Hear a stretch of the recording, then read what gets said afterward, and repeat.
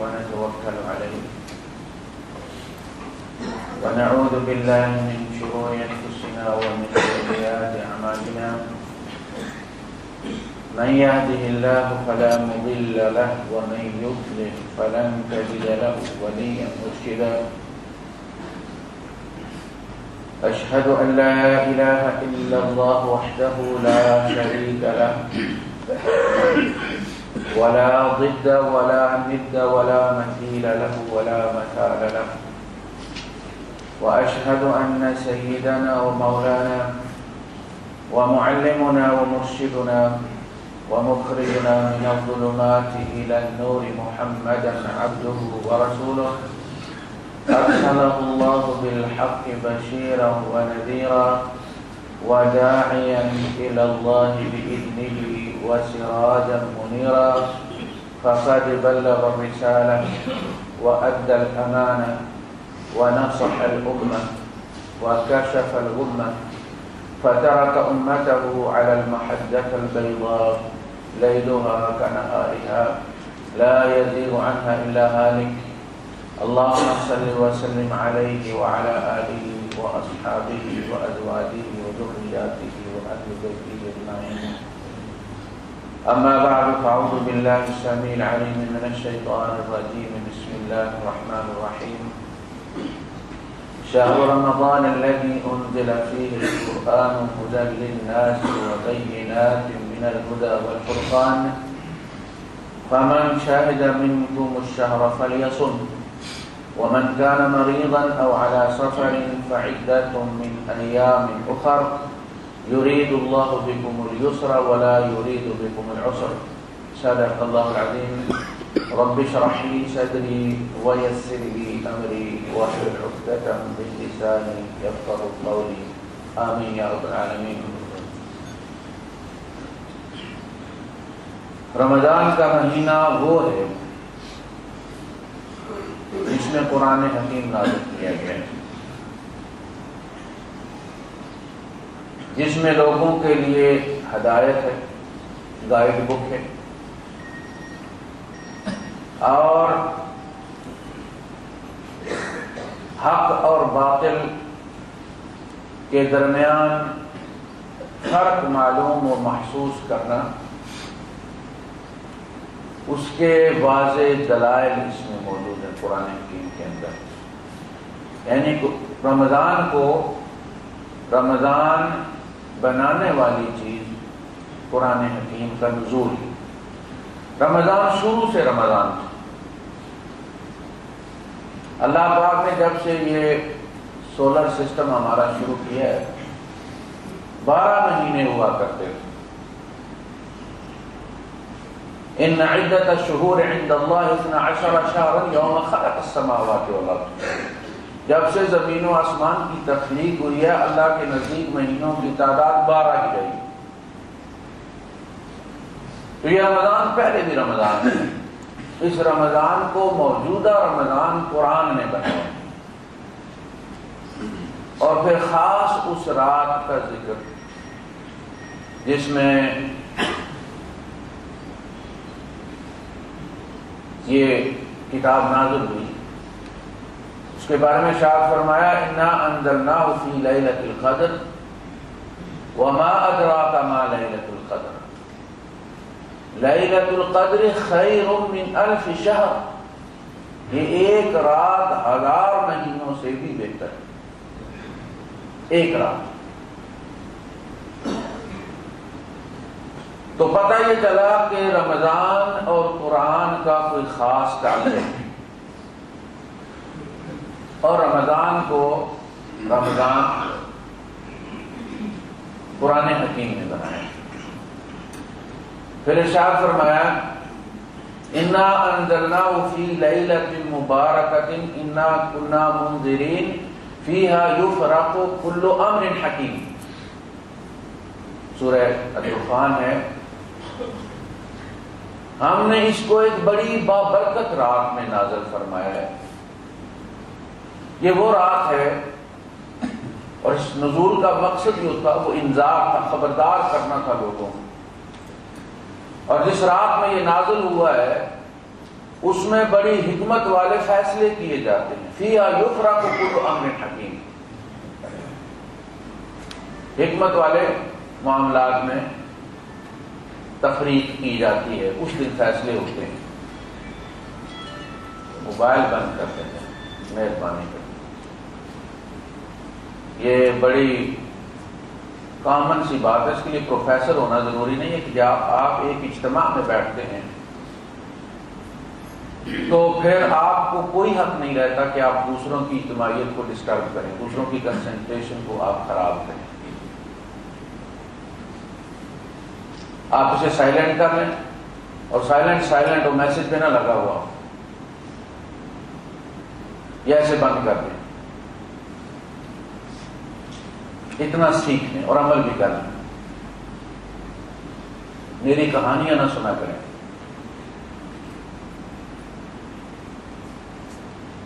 رمضان کا مطلب رمض یرمض ہوتا ہے کسی کا کسی چیز کو جلا دینا. لیحرق شیئا، کسی چیز کو جلا کر خاک کر دینا، یہ رمض یرمض. اس سے بنا رمضان، گناہوں کو جلا دینے والا، ختم کر دینے والا. تو یہ بڑا ملٹی ڈائمینشنل مہینہ ہے. اس میں بڑے ہمہ جہتی فوائد. مثلا اس میں ایک روحانی علاج ہے، روح کی بالیدگی ہے. روح کے اندر جن چیزوں کی کمی ہے، ڈیفیشنسی ہے، اس کو پورا کیا جاتا ہے. جو روحانی طور پر لوگ ارادے کے کچے ہوتے ہیں، اس میں قوت ارادی کو مضبوط کیا جاتا ہے. باقاعدہ فزیو تھراپی کے ذریعے، ریہرسل کے ذریعے بچنے کی عادت ڈالی جاتی ہے.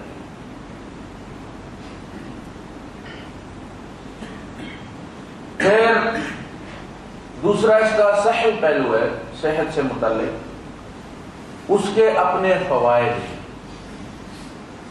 یعنی روح کے فوائد الگ ہیں، جسم کے فوائد الگ ہیں. پھر اس کی جو تیسری ڈائمنشن ہے وہ ہے سوشل، اجتماعیت. اجتماعی جو فائدہ رمضان میں کہ آپ کے اندر ایک احساس پیدا ہو لوگوں کے بارے میں، ان کی بھوک کے بارے میں، ان کی ضروریات کے بارے میں، آپ کے دل میں رقت پیدا ہو، اور پھر آپ کسی کے کام آئیں. اور یہ سلسلہ صرف رمضان تک نہ ہو بلکہ یہ سلسلہ چلتا ہے. اب اگر کسی آدمی کے دل میں کوئی بلاکیج ہو گئی ہے، کوئی رگ بند ہو گئی ہے، تو ڈاکٹر حضرات وہ رگ کھولتے. اس کا مقصد یہ نہیں ہوتا کہ جس دن انہوں نے کھولا بس اسی دن، یا جس مہینے انہوں نے کھولا اسی مہینے میں خون چلے. مقصد یہ ہوتا ہے کہ آئندہ یہ چلتا ہے. تو جو کمزوریاں دور ہو جائیں ان کو دوبارہ اپنے اوپر مسلط نہ ہونے دیا جائے. وہ ہم اکثر و بیشتر جو مہینے میں کوشش کرتے بھی ہیں، وہ مہینے کے آخر میں جا کے ہم وہ ٹریش کین جو ہے ہمارا، وہ ہم دوبارہ ری اسٹیٹ کر دیتے ہیں. وہ ڈیلیٹڈ جو بھی برائیاں ہوتی ہیں وہ دوبارہ ہم پھر ان باکس میں ڈال لیتے ہیں اگلے رمضان میں. یہ سلسلہ نہیں ہونا چاہیے. تو گناہوں کو جلا دینے والا. اب عام طور پہ جو ہمارا اسلوب ہے، جس کو ہم روزہ کہتے ہیں، جسے مروجہ روزہ کہا جاتا ہے، وہ یہ کہ آپ اتنے سے اتنے بجے تک آپ نے کھانا پینا کوئی نہیں. اس کی بڑی احتیاط کرنی ہے، مسواک کرنی ہے نہیں کرنی، برش کرنا ہے نہیں کرنا، ڈھیر سارے سوالات ہیں اس کے بارے میں. لیکن وہ جو روحانی طور پر روزہ فاسد ہو جاتا ہے، دیکھیے بڑی عجیب بات ہے، چھپا ہوا پہلو ہے جو ہم کبھی اس پہ غور نہیں کرتے. روزے کے بارے میں یہ کہا جاتا ہے کہ یہ نیت کے ساتھ شروع ہوتا ہے اور نیت کے ساتھ یہ ڈراپ ہو جاتا ہے. یعنی بندہ اگر درمیان میں جا کے کہے کہ میرا روزہ کوئی نہیں بچا، مجرد نیت کر لینے سے کہ میرا روزہ ختم ہے، روزہ ختم ہو جاتا ہے، وہ کھائے یا نہ پیے، کھانے پینے کے ساتھ کوئی تعلق نہیں۔ جس طرح نیت سے روزہ شروع ہوتا ہے، کھانے سے شروع نہیں ہوتا، اب نہ بھی کھائیں نیت روزے کی کر لے تو روزہ ہو جاتا ہے۔ اسی طرح جب آپ یہ کہیں گے بس میرا روزہ کوئی نہیں ہے، آپ کا روزہ اسی وقت ختم ہو گیا ہے۔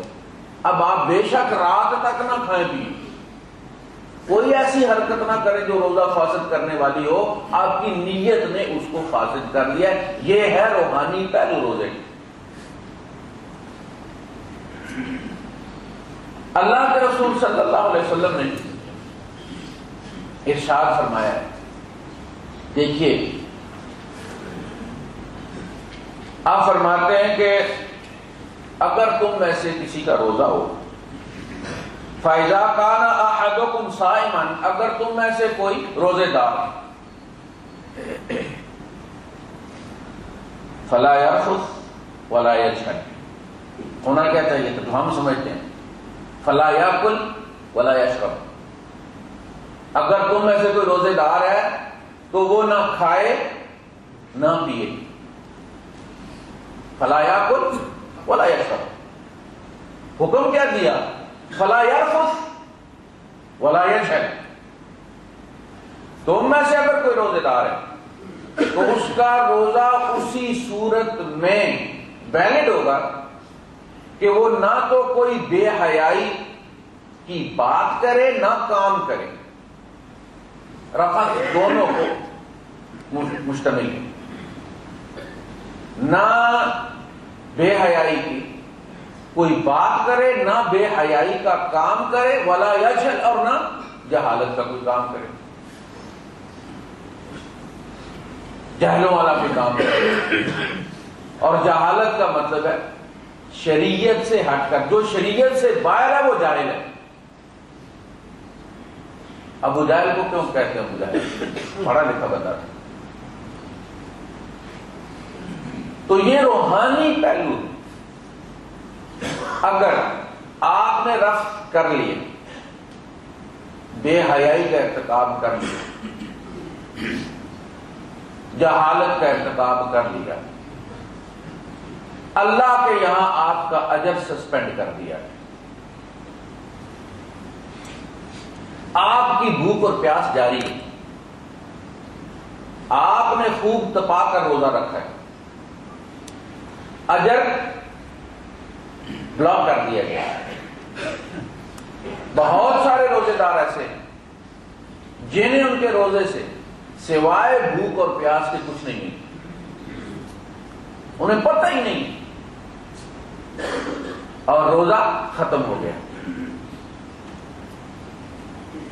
ان کے سر سے اتر بھی جائے، نہ بھی پوچھا جائے کہ آپ نے روزہ کیوں نہیں رکھا، کیونکہ انہوں نے تو کھایا پیا تو نہیں ہے نا، وہ جو ظاہری شکل ہے اس کی، وہ تو انہوں نے پوری وجود تو اس کا ہے نا روزے کا، روح اندر کوئی نہیں، روح نکال لی گئی۔ اور جو بے روح چیز ہوتی ہے وہ تو ہم خود بھی نہیں رکھتے، ہمارا بیٹا ہوتا ہے، بھائی ہوتا ہے، شوہر ہوتا ہے، ہم کیا کرتے ہیں؟ جس کی روح نکل جاتی ہے اٹھا کے ہم قبرستان میں پھینک آتے ہیں، جنگل میں پھینک آتے ہیں۔ وہ جو شاعر نے کہا ہے کہ بولتا آغاز ہے اور بولتا انجام ہے، تم آدم جس کو کہتے ہو وہ بولتے کا نام ہے، بولتے سے بولتا پیدا ہوا اور بولتے پہ بولتا شیدا ہوا، بولتا ہی بولتے کا بولتا محتاج ہے اور بولتے کا بولتا سرتاج ہے، بولتے کا بولتے کا ساتھ ہے اور بولتا نہ ہو تو بازی مات، بولتے پہ بولتے کا رنگ ہے اور بولتا ہی بولتے کے سنگ ہے، بولتے سے بولتا جاتا رہا، بولتے سے بول پھر کیا ناتا رہا۔ ہم بے روح چیز ہم بھی نہیں رکھتے، حالانکہ کتنی عزیز ہوتی ہے، تو اللہ پاک کو سمیٹ کے رکھے، تم بھی کھڈے میں ڈال آتے ہو، وہ بھی کھڈے میں ڈال دیتے۔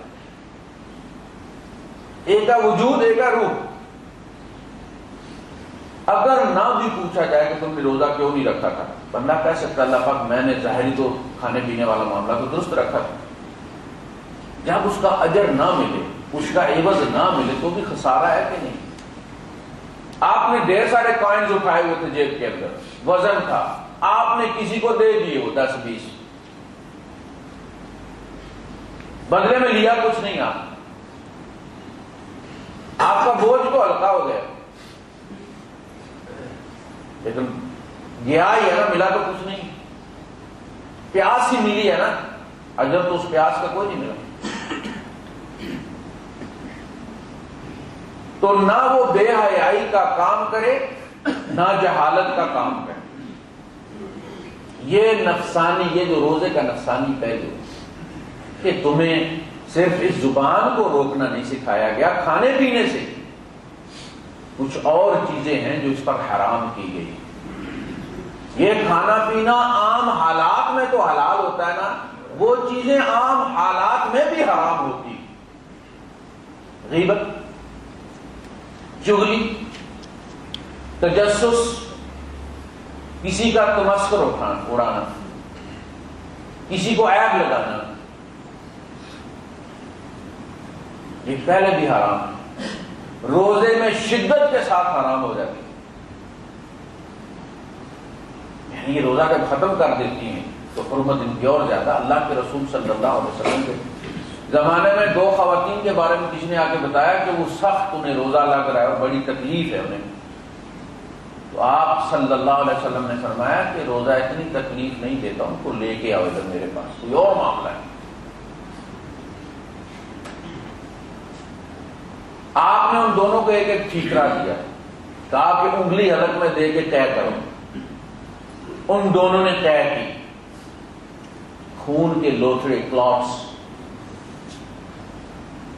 اور چبایا ہوا گوشت جس طرح ہوتا ہے اس طرح دونوں کے ٹھیکرے میں۔ آپ نے فرمایا کہ میں روزہ تنگ نہیں کر رہا تھا، یہ گوشت تمہیں تنگ کر رہا تھا جو تم دونوں نے کھایا۔ کسی کی غیبت کی تھی انہوں نے، اور اللہ پاک نے فرمایا ہے أَيُحِبُّ أَحَدُكُمْ أَن يَأْكُلَ لَحْمَ أَخِيهِ مَيْتًا، کیا تم میں سے کوئی یہ پسند کرتا ہے کہ وہ اپنے مردہ بھائی کا گوشت کھائے؟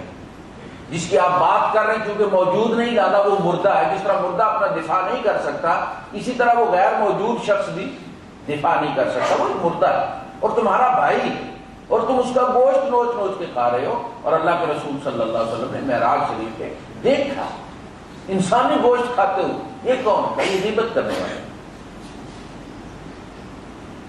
تو عام طور پہ روزہ تنگ نہیں کرتا بلکہ انسان کے گناہ تنگ کرتے۔ جب کوئی چیز جلے گی تو تنگ کرے گی۔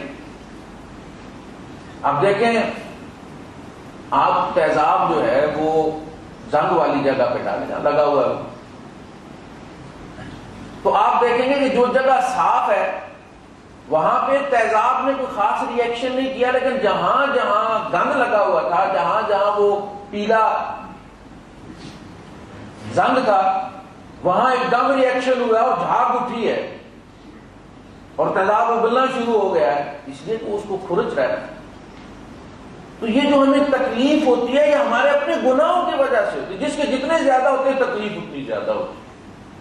اور پھر آپ دیکھتے ہیں کہ جو رمضان گزرتا چلا جاتا ہے تکلیف کم ہوتی چلی جاتی ہے، کیونکہ گناہ کم ہوتے چلے جاتے ہیں، کچرا نکلتا جا رہا ہے، لہذا اب روزہ تنگ نہیں کرتے۔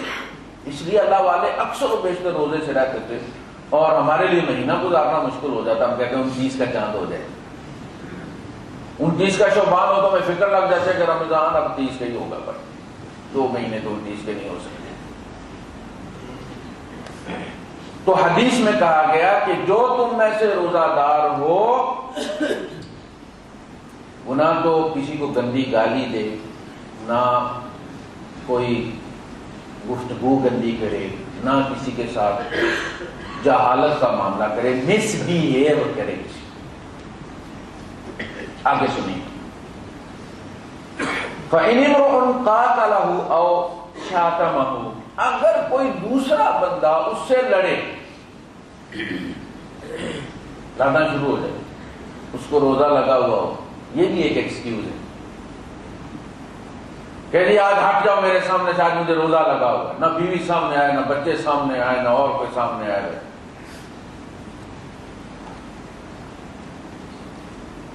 تو اگر کسی کو روزہ لگا ہوا ہے، جیسے چھینک آتی ہے، ایسے کچھ لوگ روزہ رکھ نہیں سکتے، وہ جلد از جلد جان چھڑاتے ہیں، اس سے پھر بڑا سکون محسوس ہوتا ہے۔ کوئی بندہ اپنے روزے کو ڈراپ کرنے پہ، آف لوڈ کرنے پہ تلا ہوا ہے، تو آپ اپنی فکر، اگر کوئی اس سے جھگڑے، لڑے، قاتلہ ہو او شاتمہ ہو، اسے گالی دے، فَلْيَقُلْ، تو وہ روزے دار یہ کہے انی صائم انی صائم، او بھائی میرا روزہ ہے، میرا روزہ ہے۔ یہ کیسا منظر ہے کہ ایک آدمی کو کوئی بندہ کوئی جوس پیش کرتا ہے، کوئی پانی پیش کرتا ہے، وہ کہتا ہو بھائی صاحب میرا روزہ ہے، وہ چائے آگے کرتا ہے، وہ کہتا ہے میرا روزہ ہے۔ ہاں اسی طرح جب کوئی گالی آگے کرے کہ اب تم بھی بدلے میں گالی سے بڑی دو، تو کہو بھائی صاحب میں نہیں کر سکتا، میرا روزہ ہے، انی صائم۔ اور میں نے عرض کیا تھا کہ قرآن حکیم نے شریعت کی جتنی بھی اصطلاحات استعمال کی وہ عربوں میں بڑی معروف تھی، نان ٹرمینالوجی استعمال کی، انہیں کہیں کسی سے پوچھنا نہیں پڑا۔ وہ جب تربیت کرتے تھے گھوڑے کی، اس لیے کہ ان کا دار و مدار گھوڑے پہ تھا، انہوں نے ڈاکہ ڈالنا ہے، دشمن پہ حملہ کرنا ہے، حملے کا دفاع کرنا ہے، سفر کرنا ہے، کہیں جانا ہے۔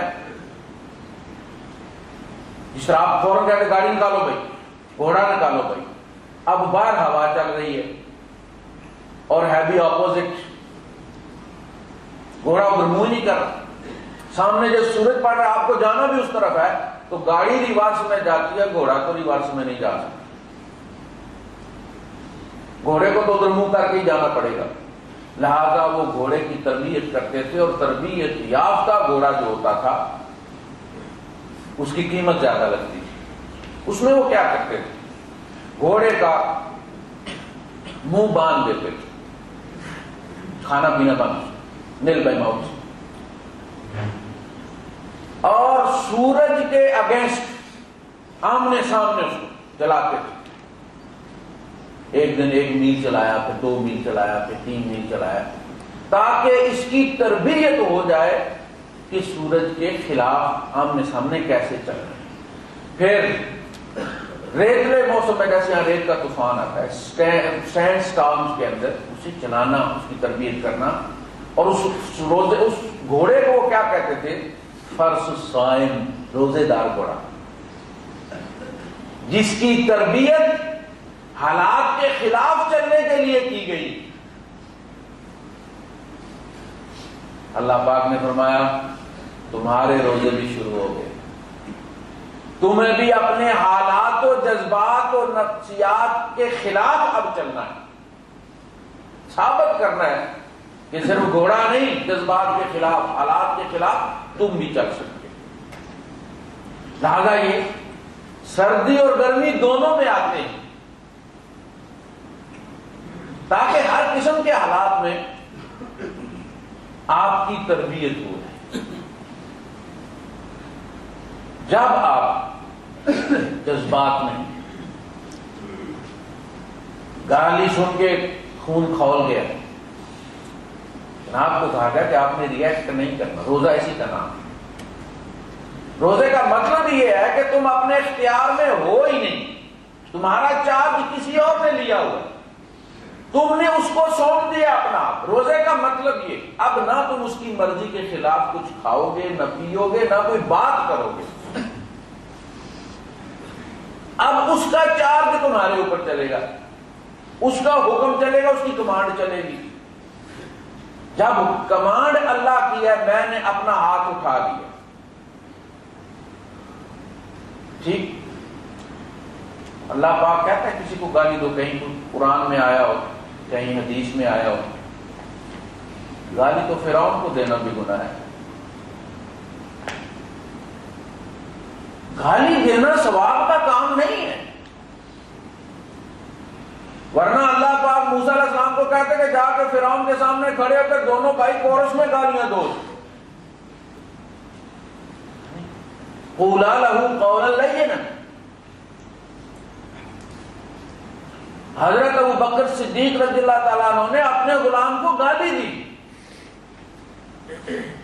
گالی بھی کہتے لعنت کی.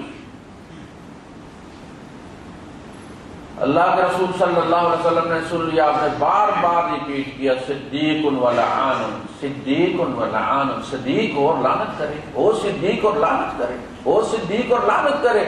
آپ نے فرمایا اللہ کے رسول یہ اللہ کی راہ میں آزاد، اس سے بڑی کفارہ کیا ہو سکتا ہے کہ اس کی غلامی ختم کر دی. فرمایا میں نے اس کفارے میں اس کو آزاد کر دیا، آپ بھی معاف کر دیں، مجھے اللہ پاک بھی معاف کر دے. اندر صدیق ایسا نہیں کرے. یہ جو سبابہ ہے، سبابہ عربی کی سبا یا سب ہوتا کسی کو گالی دینا، وہ بھی شاید حدیث آگے آئی. فَإِنْ صَابَهُ عَدْلٌ، یہاں شتمہ، سب و شتم ہماری اردو میں بھی لکھا جاتا ہے.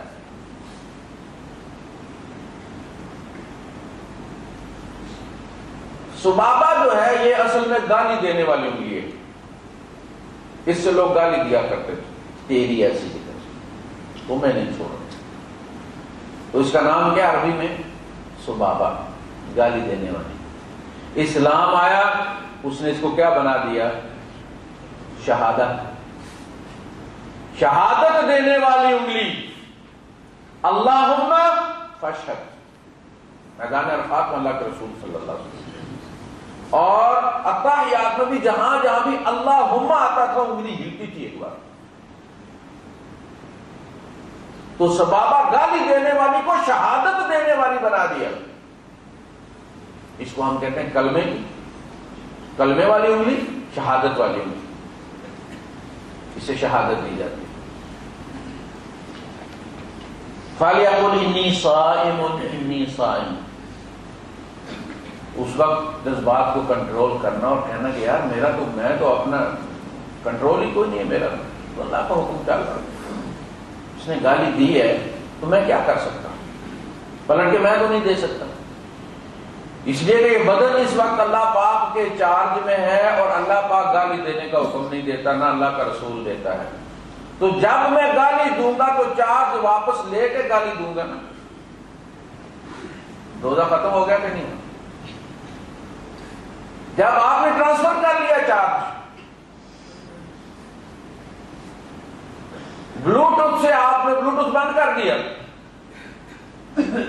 سلسلہ ختم ہو گیا. اب آپ بے شک کان کے ساتھ اس کو لٹکا کے رکھیں، آواز نہیں ہے، سلسلہ ختم ہو گیا.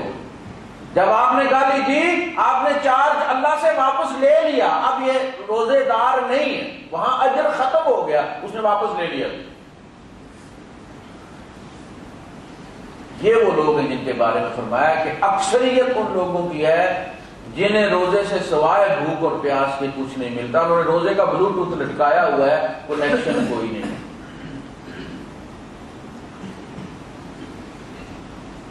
اب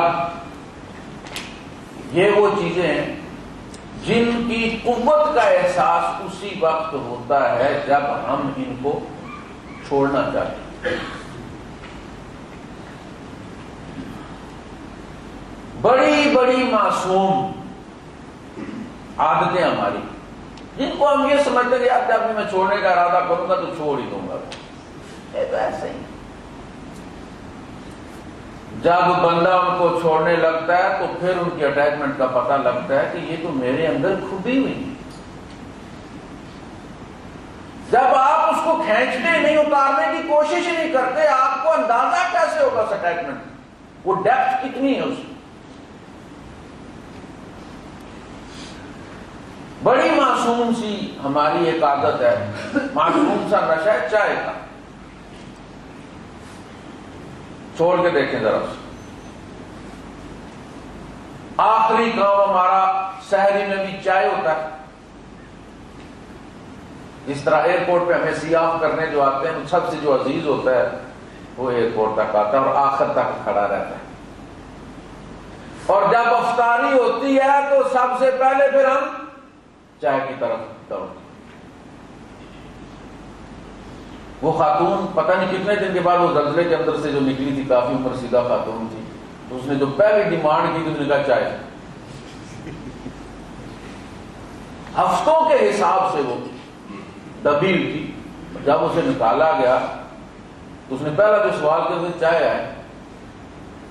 یہ بڑا معصوم سا ایک نشہ ہے جس کو ہم یہ سمجھتے ہیں کہ جب چاہیں گے ہم چھوڑ دیں گے. ذرا چھوڑنے کی کوشش کر کے دیکھیے. تو یہ عادات جو ہم یہ سمجھتے ہیں کہ ہمیں کوئی بری عادت ہے ہی نہیں, اور جو ہیں وہ عادت میں شمار ہی کوئی نہیں ہوتی. اس لیے وہ تو چھوٹی چھوٹی چیزیں ہیں. یہ چھوٹی چھوٹی مل کے اتنی وزنی ہو گئی ہیں. ایک بندے کو چھوٹی چھوٹی زنجیریں 20, 30, 40, 50 پہنا دی جائیں, بندہ حرکت نہ کر سکے. بندہ یہ کہے کہ کوئی زنجیر ہے چھوٹی سی ہے, یہ تو موٹی ہوتی. وہ بھائی صاحب ذرا ہل کے دیکھو تو تمہیں پتا چلے گا. کسی نے کہا کہ بلند ہو تو کھلے تجھ پہ زور پستی کا. کبھی بلند ہونے کی کوشش کرو تو تمہیں احساس ہو کہ پستی کے اندر کتنا زور ہے. ایسے ہی بندہ گر کے مر جاتا ہے. کون مارتا ہے اس کو؟ پستی مارتی ہے. جب تک آپ اس کے اوپر چلتے رہیں یہ بڑی معصوم ہے, بڑی مسکین ہے بیچاری. لیکن جب آپ اسے جان چھڑانا چاہیں, بلندی پہ جانا چاہیں تو اتنی شدت سے کھینچتی ہے جسے آپ کہتے ہیں گریوٹی. تو گناہوں کی اپنی گریوٹی اور ان سے سوائے اللہ کی محبت کے اور کوئی چیز پیچھا نہیں چھڑا سکتی. اگر کشش ثقل سے زیادہ کوئی چیز کمی ہے تو صرف اللہ اور اس کے رسول کی محبت, اس سے سفایا ممکن. جس طرح بندہ جب کسی سے پیار کرتا ہے تو اس کی ناپسندیدہ عادتیں اپنے اندر کبھی نہیں رہنے دیتے. اسے فکر رہتی ہے کہ مجھے پتا چل رہا ہے کہ میرے محبوب کو کیا پسند ہے, کیا ناپسند ہے, کون سا جوڑا پسند ہے, کون سا کلر پسند ہے, کون سا جوتا پسند ہے, سرما پسند ہے کہ نہیں ہے. فکر لگی رہتی. اور بندہ اپنے آپ کو اس کے مطابق ڈھالتا ہے. جب اللہ سے محبت ہو جائے تو پھر بندے کو فکر لگ جاتی ہے کہ میرے اندر کوئی ایسا گند نہ ہو جو اللہ پاک کو ناپسند ہے. پھر وہ پوچھتے اللہ پاک تو اگر مجھے بتا دے کہ تجھے کیا چیز ناپسند ہے تو وہ مجھے کتنی بھی پسند ہو میں اٹھا کے باہر پھینک دوں. کہا واللہ لا یحب المفسدین, اللہ پاک فساد کرنے والوں کو پسند نہیں کرتا. واللہ لا یحب المستکبرین, تکبر کرنے والوں کو وہ پسند نہیں کرتا. کیا پسند کرتا ہے؟ واللہ یحب المحسنین, اللہ پاک احسان کرنے والوں کو پسند کرتا ہے. تو احسان کیا ہے کہ آپ ہر ایک کے ساتھ اچھے طریقے سے پیش. کوئی اگر آپ کے ساتھ برے طریقے سے بھی پیش آئے تو آپ اچھے طریقے سے پیش آئے. اور ہمارے یہاں جتنے گھروں کے اندر معاملات اور اکثر اور پڑھے لکھے لوگوں میں مصیبت یہ ہے. پڑھے لکھے لوگ ہیں, کریٹو لوگ ہیں, دفاتر میں بڑی بڑی تنخواہیں ہیں, بڑے بڑے پروجیکٹ کرتے ہیں, لیکن گھر نہیں چل رہا.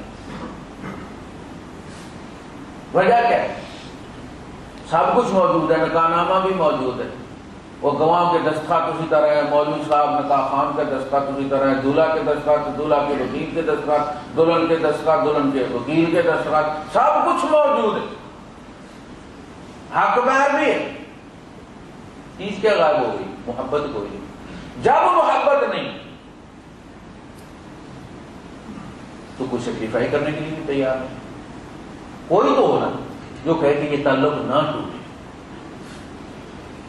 مجھے صبر کر لینا چاہیے. ایک دوسرے کی پسند کے پیچھے لگ جائے، اسے وہ کرنے کی کوشش کرے اور وہ یہ دیکھے کہ اسے کیا پسند ہے، وہ کرنے کی کوشش کرے، بات ختم ہو جائے. ہمارے یہاں کیا مسئلہ ہے؟ وہ شاعر کہتا ہے کبھی لوٹ آئیں تو پوچھنا، انہیں دیکھنا ذرا غور سے. یعنی لوٹنے کے چانسز تو کوئی نہیں ہوتے، لیکن کبھی ایسا ہو جائے. کبھی لوٹ آئے تو پوچھنا، انہیں دیکھنا ذرا غور سے جنہیں راستے میں خبر ہوئی کہ یہ راستہ کوئی اور. 8 بچے پیدا کرنے کے بعد 25 سال کے بعد انہیں پتہ لگو یار غلط عورت سے شادی ہو گئی. اس وقت کہتے تھے آپ کی مانگ میں ستارے ہیں، ہم ترستے ہیں روشنی کے لیے. اس نے 8 بلب جلا دیے ہیں 150 واٹ کے، پھر بھی اندھیرا گھر سے ختم نہیں ہو رہا. تو محبت جو ہے وہ ماڈیفکیشن مانگتی. آپ کو اپنے آپ کو ڈھالنا ہوگا محبوب کی مرضی کے مطابق. دیکھیں آپ، اللہ پاک نے فرمایا قل ان کنتم تحبون اللہ. رات کو ہم نے پڑھا ہے، نبی آپ ان سے کہیے کہ اگر تمہیں اللہ سے محبت کا دعویٰ ہے. لیکن اللہ سے پریم تو سارے ہی کرتے ہیں نا، نام ان کا پریم چند. ہمارے یہاں محبت حسین، محبت کا دعویٰ تو ہر کوئی کرتا ہے. اللہ پاک نے محبت کا معیار ایک ہی رکھا ہے، ان کنتم تحبون اللہ فاتبعونی، تم مجھے فالو کرو. اللہ سے پیار ہے تو اللہ پاک کی شرط ایک، میرے نبی کی طرح ہو جاؤ. کپڑوں میں نہیں، کپڑے کا تعلق موسم کے ساتھ ہوتا ہے. گرمی ہے تو دورہ دھوتی چلے گی، ہوا گھوم کے نکلتی ہے ضرورت. سردی ہے لباس اور ہوگا. اس کا تعلق موسم اور علاقے کے ساتھ ہوتا ہے. اللہ کے رسول صلی اللہ علیہ وسلم کا لباس عربوں سے جدا نہیں. اللہ کے رسول صلی اللہ علیہ وسلم کی یونیفارم کوئی الگ نہیں کہ یہ رسولوں کی یونیفارم ہے اور اس یونیفارم میں جیسے افسروں کی یونیفارم الگ ہوتی ہے، کچھ تاشر لگے ہوتے ہیں. جب اللہ کے رسول صلی اللہ علیہ وسلم تشریف لائے مدینہ اور آ کے بیٹھے تو جو بھی پبلک آ رہی تھی وہ ویلکم تو کر رہی تھی، لیکن انہیں اندازہ نہیں ہو رہا تھا کہ ان میں محمد کون ہے صلی اللہ علیہ وسلم. یہاں تک کہ دھوپ آ گئی اور ابو بکر صدیق رضی اللہ تعالیٰ عنہ نے کھڑے ہو کر حضور صلی اللہ علیہ وسلم پر اپنی چادر سے سایہ کیا تو لوگوں کو پتا چلا کہ یہ ہے نبی. میرے جیسے سے مطلب ہے میرے جیسی سیرت، اخلاق، کردار میرے جیسا. فتبعونی کا مطلب یہ ہے میرے پیچھے پیچھے آؤ سے مراد یہ ہے کہ غصے میں اس طرح کرو جس طرح میں کرتا ہوں. اور میں کیا کرتا ہوں؟ ایک صاحب لکھا کرتے تھے، عبداللہ بن عمر رضی اللہ تعالیٰ عنہ، اللہ کے رسول صلی اللہ علیہ وسلم نے نوٹ کیا کہ یہ کچھ دنوں سے یہ دیکھ نہیں رہا یہ بندہ. اچھا پہلے تم لکھا کرتے تھے، اب کیا ہوا؟ کہنے لگے کہ مجھے صحابہ نے روک دیا ہے، بڑے صحابہ ہیں نا چاہیے عمر فاروق رضی اللہ تعالیٰ عنہ، ابو بکر صدیق رضی اللہ تعالیٰ عنہ، انہوں نے مجھے سمجھایا کہ حضور جو بھی کہتے تم لکھتے چلے جاتے ہو، تو اللہ کے رسول صلی اللہ علیہ وسلم بعد دفعہ غصے میں بھی ہوتے ہیں، تم لکھ لیتے ہو۔ آپ نے فرمایا لکھو لکھو، اللہ کی قسم میں غصے میں ہوں یا خوشی میں، اس منہ سے کچھ نہیں نکلتا سوائے اللہ کی مرضی۔ وہ غصہ ضروری ہوتا ہے، وہ غصہ ریکارڈ پر آنا چاہیے تاکہ ان چیزوں پر تمہیں بھی غصہ آئے جن پر تمہارے نبی کو غصہ آیا ہے۔ یہ جو غصہ ہے یہ فتبعونی کا مطلب ہے کہ سیرت میرے جیسی بناؤ، تجارت میرے جیسی کرو، وعدے میری طرح پورے کرو، پڑوسیوں کی خاطر میری جس طرح میں کرتا ہوں اس طرح کرو۔ آپ نے اپنی زوجہ مطہرہ سے فرمایا کہ دیکھو تم ہانڈی میں پانی زیادہ ڈال دیا، پر ایک گلاس زیادہ ڈال دو اور پڑوسیوں کو بھیج دیا کرو۔ یہ زکوٰۃ ہوتی ہے ہانڈی کی، جو باقی بچتا ہے وہ جو کھاتے ہیں ان کو بھی صحت اور برکت ملتی ہے۔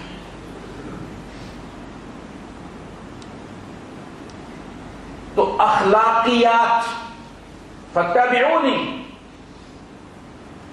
تم میرے جیسی سیرت کر لو، میرے جیسا بیہیویئر کر لو، میرے جیسی ڈیلنگ کر لو، یحببکم اللہ، اللہ پاک تم سے ٹوٹ کر پیار کرے، کیونکہ اللہ پاک کو نبی اکرم صلی اللہ علیہ وسلم کی عادتیں پسند۔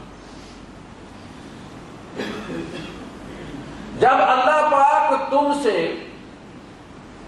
پیار کرے گا تو پہلی شرط یہ ہے کہ کوئی محبوب، کوئی محب اپنے محبوب میں عیب پسند نہیں کرتا۔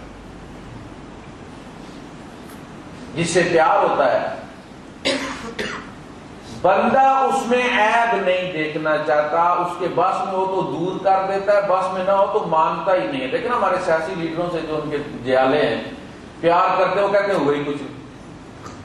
یہ تو پاک صاحب ہیں بھائی، حبک لشیء یعمیک ویصم، کسی سے تیرا پیار تجھے اندھا بہرا کر دیتا۔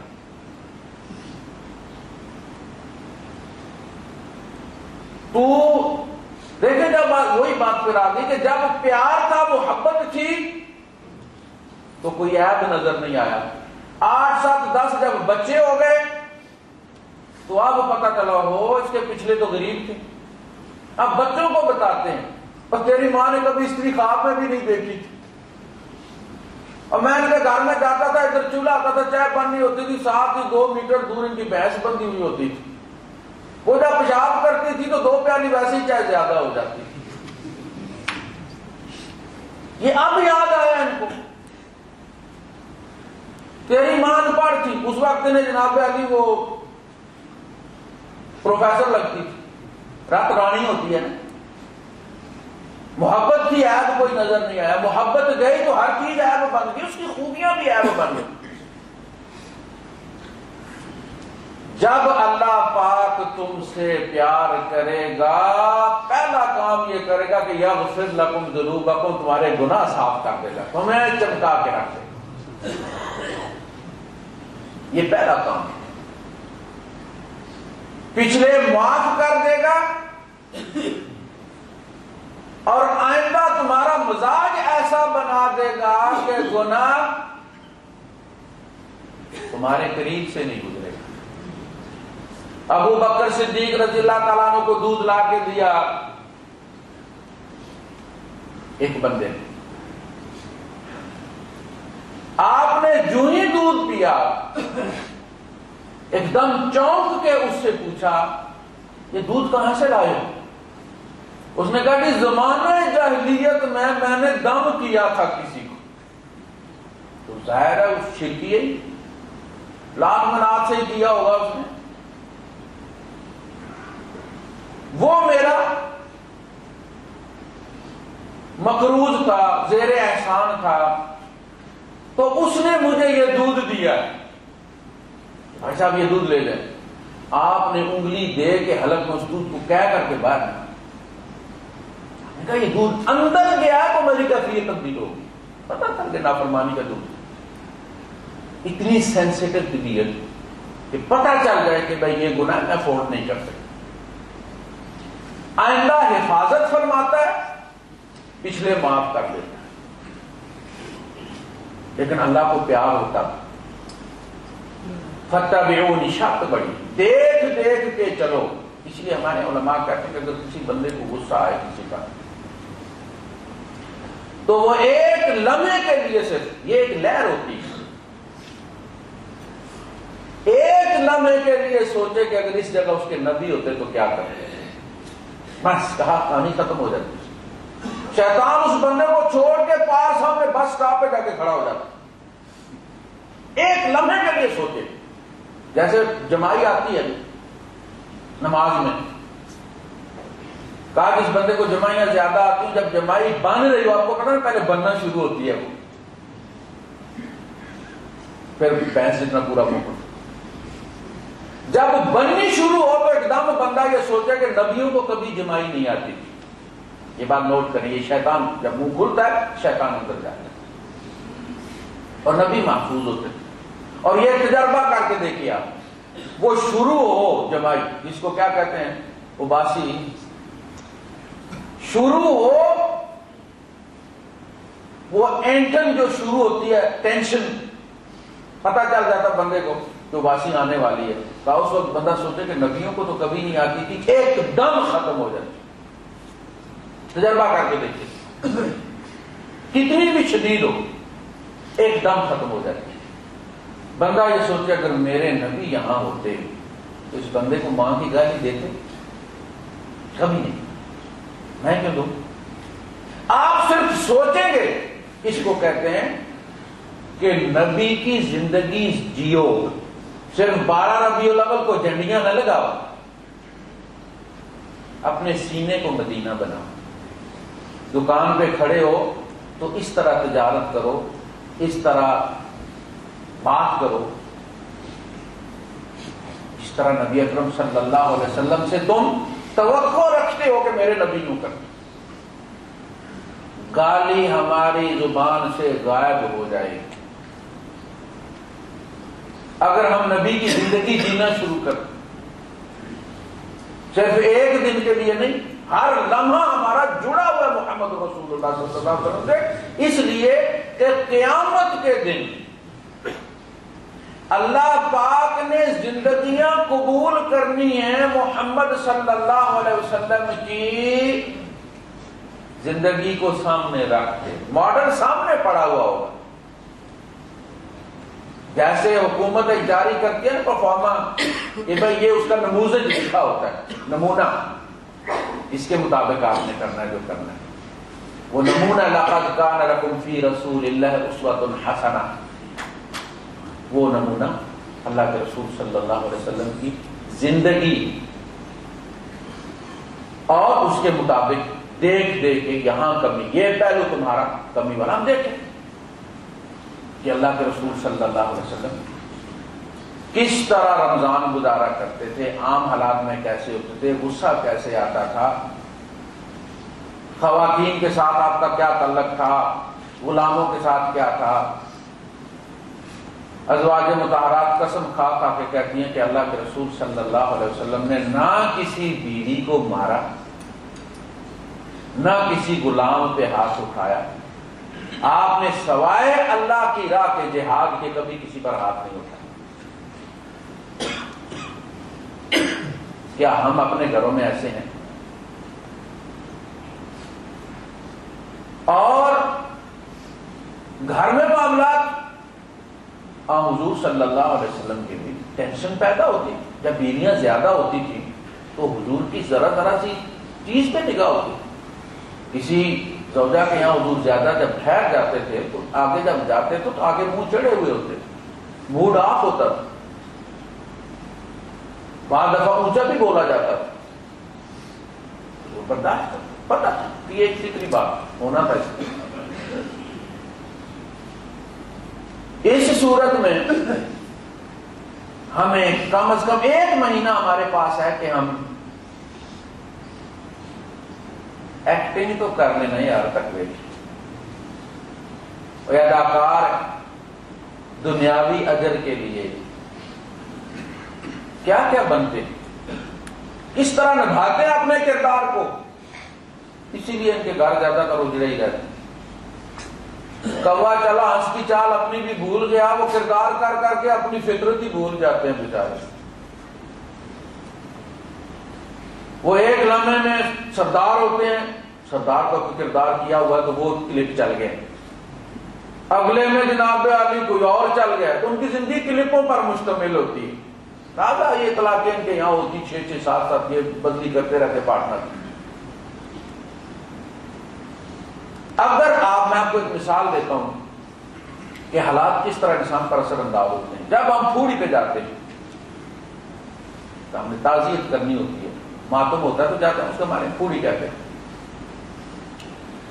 5-10 منٹ آپ وہاں بیٹھتے ہیں منہ لٹکا کے، اپنے اوپر افسوس طاری کر کے۔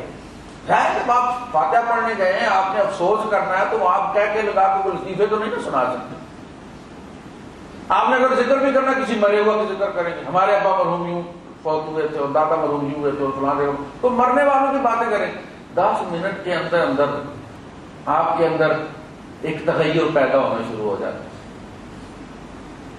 افسوس جو باہر آپ نے طاری کیا تھا وہ آہستہ آہستہ اندر جانا شروع ہو جاتا ہے۔ دیکھیں شیشہ سے دیکھیں، آپ کلمہ لے کے لگاتے ہیں گاڑی کے ونڈ اسکرین کے اوپر، لا الہ الا اللہ محمد رسول اللہ، سال لگا رہے، دھوپ پڑتی رہے، جب آپ اس کو ہٹا دیتے ہیں تو میرے خیال میں اگلے کو 4 مہینے وہ ادھر ہی اس کا شیڈو رہتا ہے، اس میں وہ اندر چلا گیا اس میں۔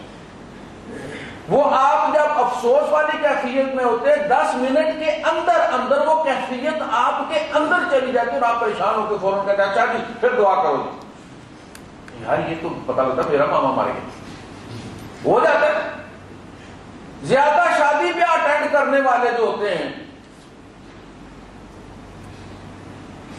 ان کے یہاں بھی یہی مسئلہ ہوتا ہے، زیادہ شادیوں میں جا کے پھر ان کا اپنا دل بھی کرنا شروع ہو جاتا ہے۔ ہم دیکھتے ہیں نا، سلام کرائی تھی، ادھر سے آ رہی ہے ادھر جا رہی ہے، گانا جی یہ ہے جی وہ ہے جی، تو پھر ان کا بھی جو ہے وہ پرانا اندر سے انگڑائی لے کے اٹھتا ہے کہ یار مجھے بھی کر لینا چاہیے تھے۔ تو وہ جس کیفیت میں آپ جاتے وہ کیفیت، جب آپ اپنے اوپر طاری کریں گے کیفیت، تقوی پرہیز کرنا شروع کریں گے، تو یہ 1 2 4 10 دن کی بات نہیں، 1 مہینہ ہے۔ اس مہینے کے بدلے 10 مہینے کا تقوی آپ کے اندر اتر جائے گا۔ 1 کی 10 ہے نا۔ اللہ کے رسول صلی اللہ علیہ وسلم فرماتے ہیں، متفق علیہ حدیث، بخاری نے بھی روایت کیا، مسلم نے بھی روایت کیا، متن میں تھوڑا سا فرق ہے لیکن ایک ہی چیز۔ 6 روزے تم اگر شوال کے رکھ لو، 6 روزے شوال کے ساتھ ہو جائیں تو وہ 60 ہو گئے، 2 مہینے بن گئے۔ 10 مہینے یہ تھے رمضان والے، 1 کی 10 ہے نا، من جاء بالحسنۃ فلہ 10 امثالھا۔ تم نے 1 رمضان دیا، اللہ نے 10 تمہیں عطا کر دی، 60 دن بچ گئے۔ فرمایا 6 کو تم ساتھ رکھ لو اور اس کے ملا کے کاسام الدہر کلھا، گویا اس نے پورے سال روزے رکھے۔ اتبعہ 6 من شوال، پھر وہ فالو کرے، کیری آن کرے شوال کے 6۔ اس کی روح یہ ہے کہ جب عید ختم ہو تو آپ اس کو کنٹینیو کریں تاکہ وہ تقوی کے اندر اتنا وقفہ نہ ہو جائے کہ آپ کی عادت پہلے والی جو ہے وہ خراب ہو جائے۔ تو جب آپ 1 مہینہ اور 6 دن کو بنا کے رکھیں گے تو آپ کے اندر کچھ نہ کچھ تو اس کا پرتاؤ آئے گا، بچ بچ کے چلنے کی۔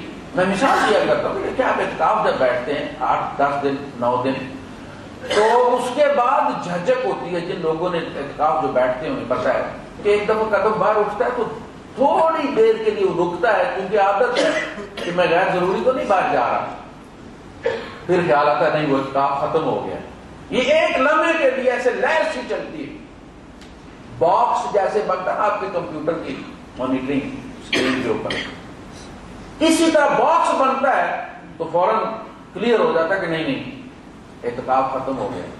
یار گھر سے باہر جانے میں کبھی یہ خیال آیا کہ یہ جو قدم اب میں اٹھا رہا ہوں حساب تو میں نے ان کا دینا ہے نا. یہ بڑے قیمتی قدم ہیں. ان سے پوچھے جنہیں فالج ہو گیا میں یہ کہاں جا رہا ہوں؟ اللہ کی حد توڑنے جا رہا ہوں, کہیں سینما میں جا رہا ہوں, کہیں تاش کھیلنے جا رہا ہوں. ایک لمحے کے لیے روکیں. یہ رکنا آپ کو آ جائے. زبان کھولنے لگے ہیں. کہا کہ انسان پاؤں کی بنسبت زبان سے جلد پھسلتا ہے. ایک بات, پاؤں کی بنسبت زبان سے گہرا گرتا ہے. پاؤں پھسلے گا کتنا گرے گا,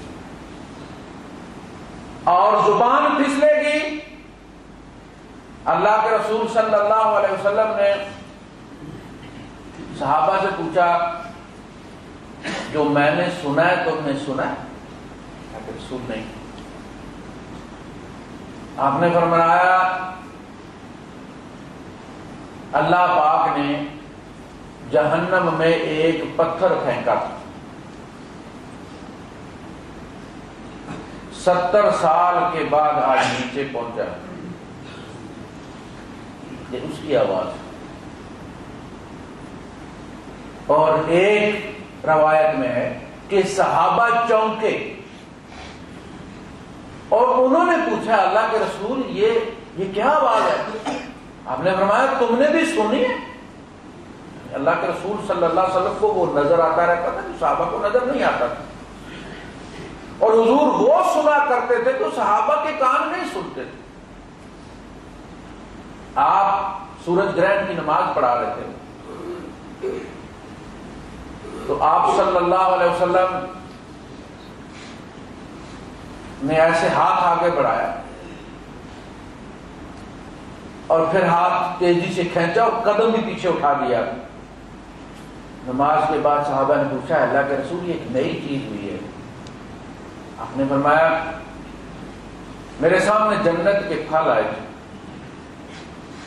میرا دل کیا میں ان میں سے ایک خوشہ توڑ لوں. یہ کوئی خیال نہیں تھا جنت آئی تھی, میرا دل کیا ایک خوشہ توڑ لوں اور وہ تم سے قیامت تک ختم نہ ہوتا. کہ اچانک سلائیڈ بدلی, جنت سائڈ پہ کر کے جہنم سامنے لائی گئی. آپ نے فرمایا میں نے دیکھا آگ اپنے آپ کو کھا رہی تھی. میں ڈر کے پیچھے ہٹا. میں نے آج جیسی خیر بھی کبھی نہیں دیکھی اور آج جیسی شر بھی کبھی نہیں دیکھی. بارہا ایسا ہوتا تھا کہ اللہ کے رسول صلی اللہ علیہ وسلم اٹھنی پہ بیٹھے ہوتے تھے, نظریں آسمان کی طرف اٹھتی تھی اور مسکرا کر اپنی نظر جھکا لیا کرتے تھے اللہ کے رسول صلی اللہ علیہ وسلم. وہ صحابی جن کا وہ نماز کے ذکر آیا کہ آپ نے فرمایا کہ یہ کس نے کہا تھا,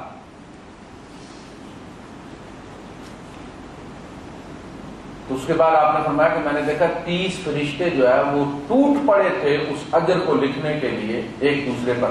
صاحب حضور نے فرشتے دیکھے بھی, ان کی گنتی بھی کی.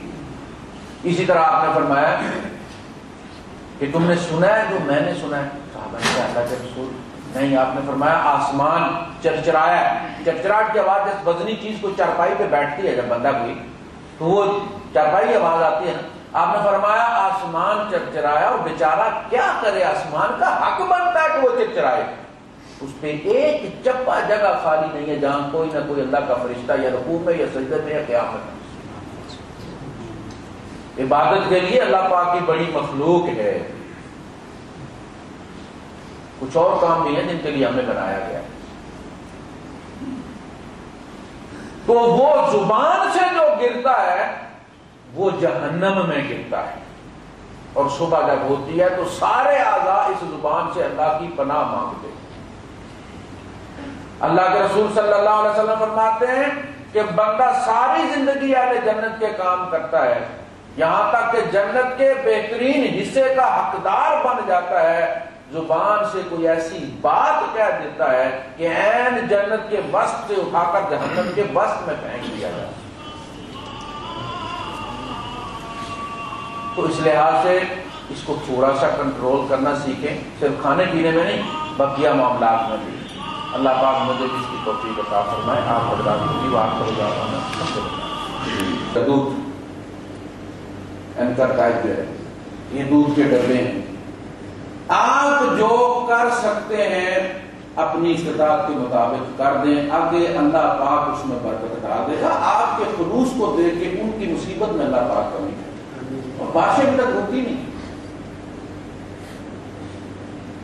تو یہ اس قسم اگر رب کی رضا مطلوب، ہم کیوں جاتے ہیں وہاں؟ حج اصل میں دیکھیں قرآن حکیم کی اصطلاح ہے، جن پہ نازل ہوا ہے کیونکہ انہیں پتہ تھی، بات آتی تھی تو ان کے دل میں اتر جاتی تھی، کیونکہ وہ اس کے سورس اور مصدر سے آگاہ ہوتے۔ آپ کو پتہ ہے کہ محبوب کے گھر کی زیارت اور اس کو چکر لگانے کو اصل میں حج کہا جاتا ہے۔ حج یحجو، اپنے سب سے عزیز تر سفر کے لیے نکلنے والا بندہ، محبوب تر سفر کے لیے نکلنے والا بندہ، اس کو حاج کہتے تھے۔ عربوں میں آپ نے دیکھا ہوگا کہ وہ کسی کو بلاتے ہیں، جب خاص کر کے مصری دکا کہہ دیا حاج یا حاجہ، تو ظاہر بندہ نکلا ہے تو کسی مقصد کی خاطر ہی نکلا ہوگا۔ تو اے اپنی منزل کی طرف، اپنی محبوب ترین منزل کی طرف رواں دواں شخص یا حاج، اس سے اللہ پاک نے فرمایا اگر تمہیں مجھ سے پیار ہے، والذین آمنوا اشد حبا للہ وللہ علی الناس حج البیت، تو پھر آؤ نا میرے گھر لگاؤ چکر، پتہ چلے تمہیں مجھ سے پیار ہے۔ وہ حوروں کے لیے نہیں، بات پھر وہی کہ بے لوث عبادت کرتا ہوں، بندہ ہوں تیرا مزدور نہیں، اجرت مزدور مانگتے ہیں، میں بندہ ہوں، انعام مانگتا ہوں۔ اللہ کے رسول صلی اللہ علیہ وسلم نے بھی جنت مانگی ہے لیکن اجرت میں نہیں، یہ رب کا انعام ہے۔ حضرت ایوب رضی اللہ عنہ بہت پیسے والے تھے، بہت پیسے والے تھے، نہا رہے تھے تو سونے کی ٹڈیاں جو ہے وہ برسنا شروع ہو گئی، تو یہ اکٹھا کرنے شروع ہو گئے۔ اللہ پاک نے فرمایا بڑے لالچی ہو ایوب، ابھی پیسے تھوڑے ہیں، تیرے پاس دولت تھوڑی ہے، یہ کس چکر میں لگ گئے؟ فرمایا اللہ پاک بات دولت کی نہیں ہے، بات تو تیرے